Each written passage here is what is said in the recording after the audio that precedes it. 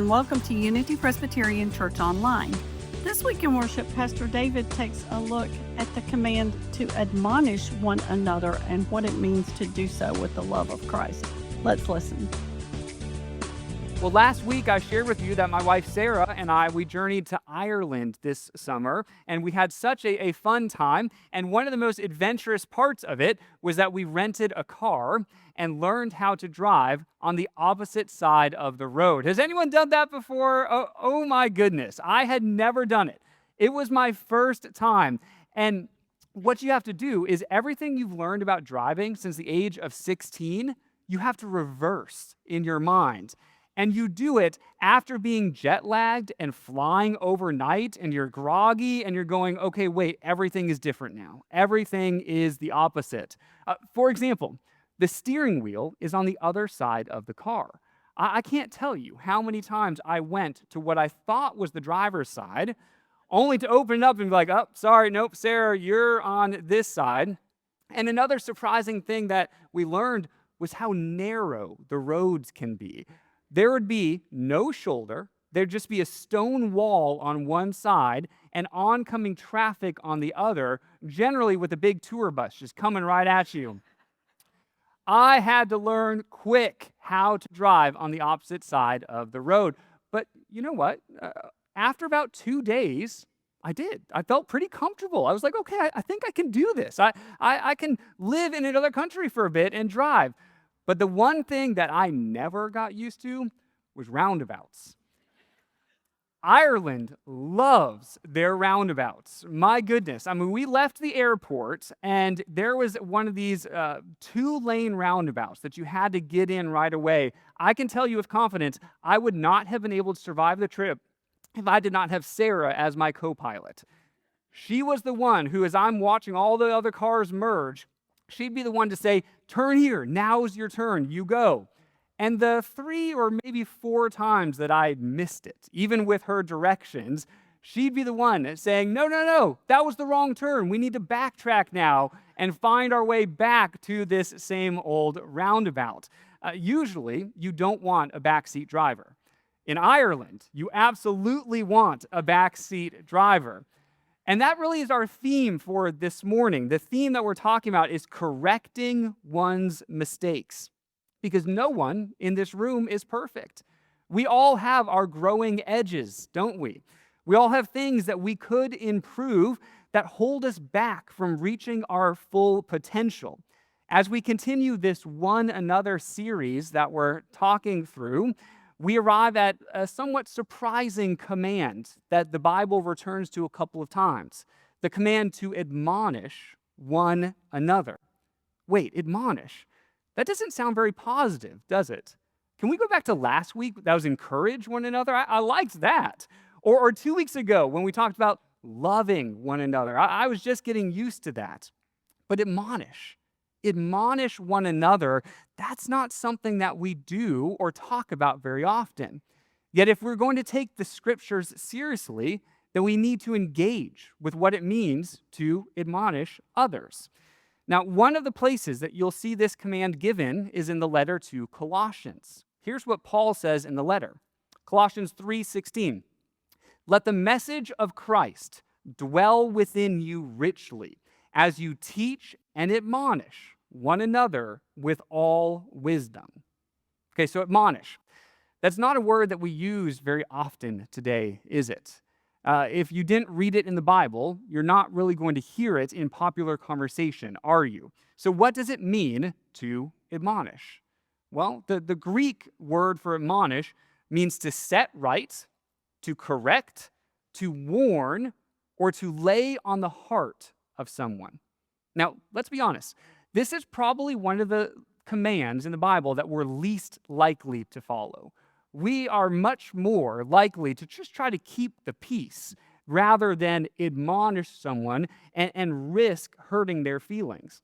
And when we do attempt to admonish, we usually do a pretty poor job of it. So I think we have a lot to learn about what Paul means here in this commandment. So Paul, to return to his words, he says, let the message of Christ.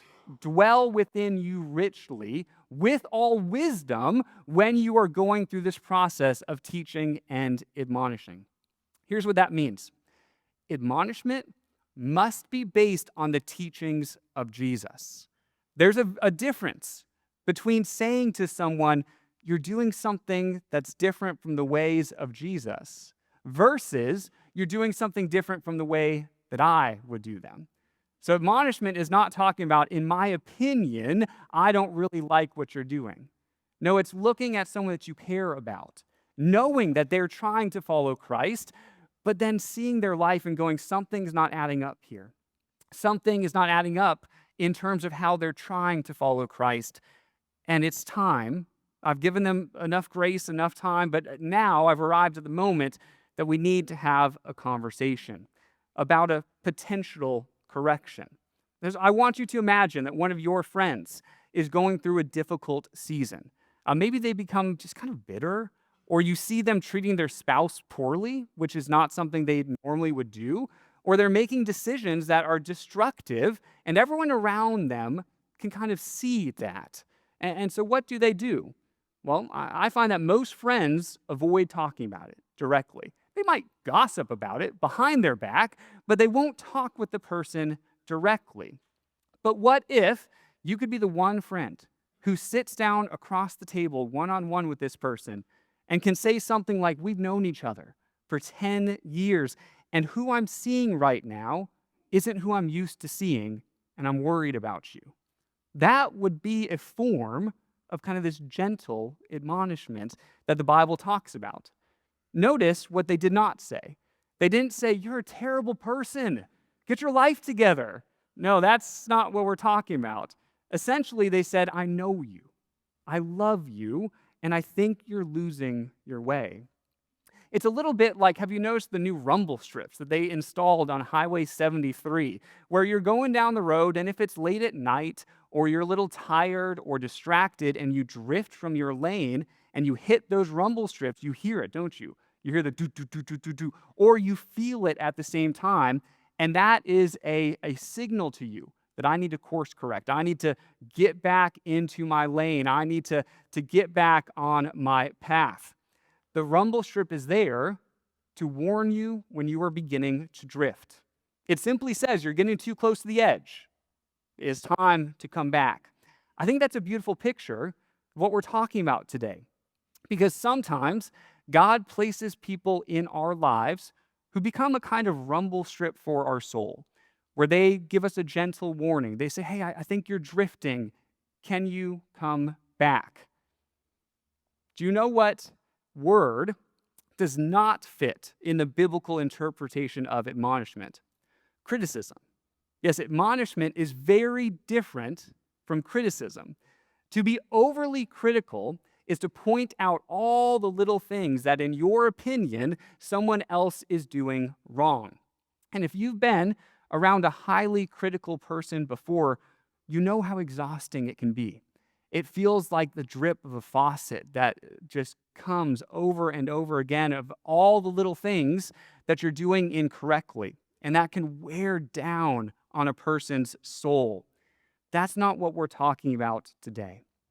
To admonish is to say, I see where this road may be taking you, and I care enough about you to invite you on a better path.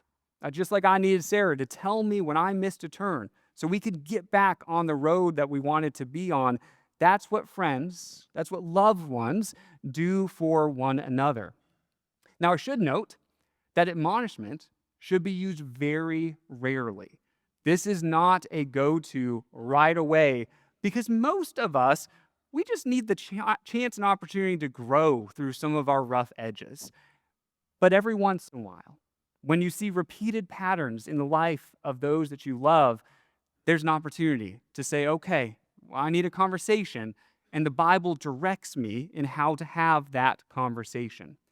In fact, Jesus gives us a case study of how to have these tricky conversations. I'd like to study that for a second. It comes from Matthew chapter 18. Here's what Jesus says.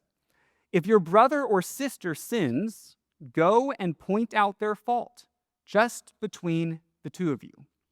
Now, I should point out that you and I sin every single day. So I don't envision that Jesus wants us all policing one another within the church. Again, we need to give each other space and grace to grow through some of our rough edges. And I'm also reminded that Jesus said, before you remove that speck in someone else's eye, don't forget the log that's in your own eye. So we need to keep all of that in context and in mind. But for those rare times when you're really worried about someone and the path that they have taken, Jesus gives us some instructions here. So let's come up with a scenario to make this more practical in your own life. Maybe you have someone that's come to your mind that you say, yeah, I think I need to have this conversation, and I've been avoiding it to keep the peace, but now the time has come. Or maybe you know a close friend who has just been pessimistic lately. Perhaps that person used to be very joy-filled, but over the last couple months, everything that they say is just tinged with negativity. They're quick to complain and slow to be grateful for anything. But you care about this person. And more importantly, you care about the state of their heart. And you feel like God is gently prompting you to have a conversation. The question is, how do you do that in a productive, healthy, and loving way? Well, I have to be honest. I'm not the best person to talk to you about this because I am a recovering people pleaser. That's who I am. My first inclination is to avoid having tough conversations because I don't want to offend you. I don't want to offend anyone. Being the middle child, I was always the peacekeeper in my family, right? My younger and my older brother, they could be fighting, but I would be keeping the peace between everybody. I like to smooth things over rather than ruffle feathers.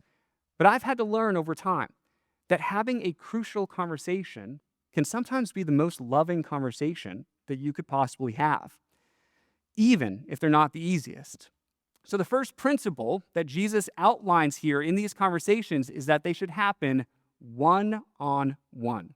Have this conversation just between the two of you, Jesus says. So this is not a conversation to have in front of a lot of people. It's just one person sitting down with another and sharing their heart with them. I'll give you an example of when I had to exercise this principle. I was given no other choice. I was 22 years old, and I was hired to run a large youth ministry in Tampa, Florida. We had an average of 100 middle schoolers every Wednesday night for youth group. Yes, I saw that face, and that is the face that I had every Wednesday. Oh, there's so many of you. And so what I would do is I would just preach a very short message, and then we'd break up those middle schoolers into small groups. The 8th grade boys small group was one of our probably most notorious small groups. They were tough. They were rowdy. They were a bit disrespectful, and they wanted to talk about literally anything besides the topic of that night.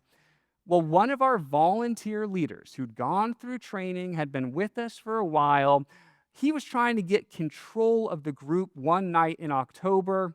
I think he was probably tired. I don't know what was going on in his life, but he let a curse word slip through his mouth as he's trying to corral control. Okay, not okay, right? Not okay. I knew as the youth leader, okay, I need to have a conversation with him. And so I thought about these words from Jesus. Okay, what do I do? Well, I need to talk with this person one-on-one.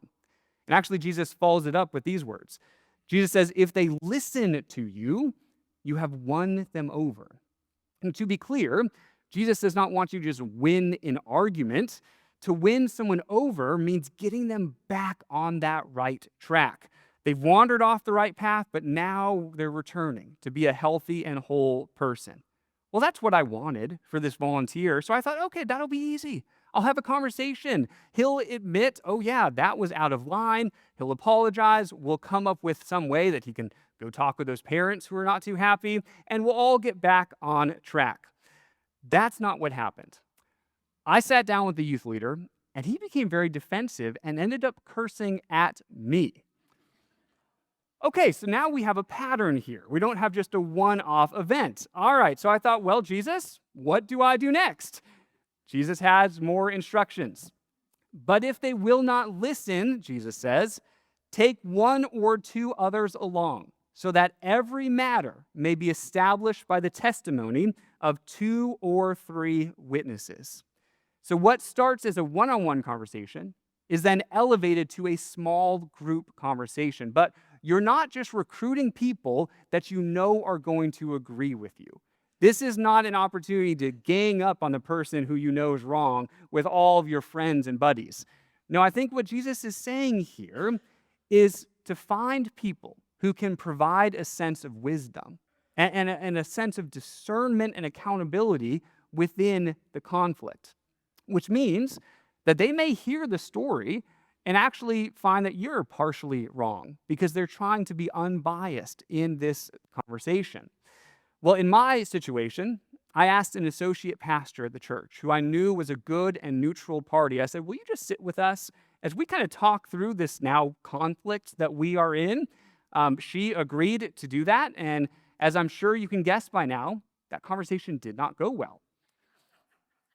So what do I do now, Jesus? Well, he has more instructions. If they still refuse to listen, tell it to the church. And if they refuse to listen even to the church, treat them as you would a pagan or a tax collector. Now, to be clear,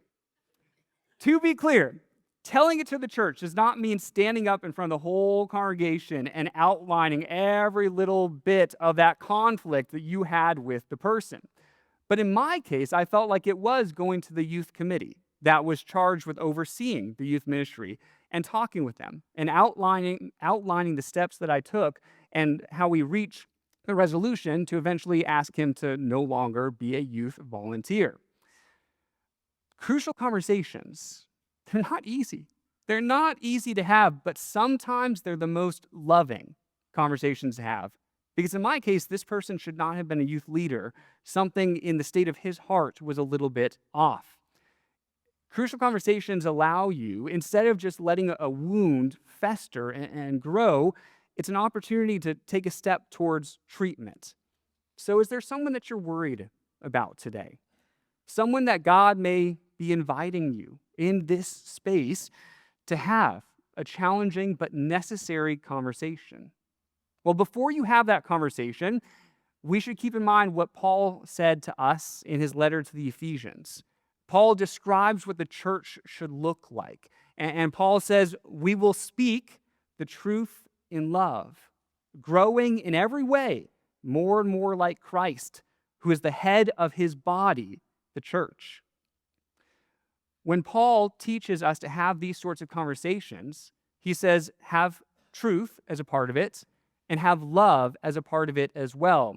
And yet we often separate them. I think truth without love sounds like you're wrong and someone needs to tell you. Love without truth means you're wrong, but I don't want to ruffle your feathers, so I'm not going to say anything about it. And the New Testament refuses both options. Christian love is not simply about being nice. And Christian truth is not really a permission to be harsh. They're combined, truth with love, when you have these crucial conversations. I'll give you an example. Many of you know the band U2.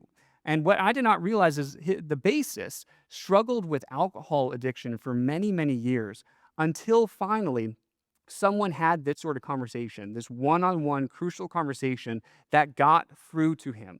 And that person that had it was actually Eric Clapton. He had the conversation with him and essentially said, the path you're on is going to lead to destruction. But I love you too much to watch that. You need to change your ways. He spoke the truth, but with love, saying, I'm going to be there for you when you change your ways. And the amazing thing is not only Eric Clapton, but the rest of the band U2, they were there for him. So as he began that long road of recovery, they were with him every step of the way. Truth was needed at the beginning to say it's time to change your ways. It's time to get on a new path. And then love was there as well, saying, and we're going to be with you as you walk that path every step of the way. Maybe that's what truth and love really looks like. So yes, admonish one another, rarely. call each other back to the abundant life that God has designed for us, and do it with both truth and love. Amen. If you would like more information about Unity Presbyterian Church, please visit our website at www.unitypres.org or visit us on Facebook. This is the Unity Presbyterian Church podcast. Have a great week.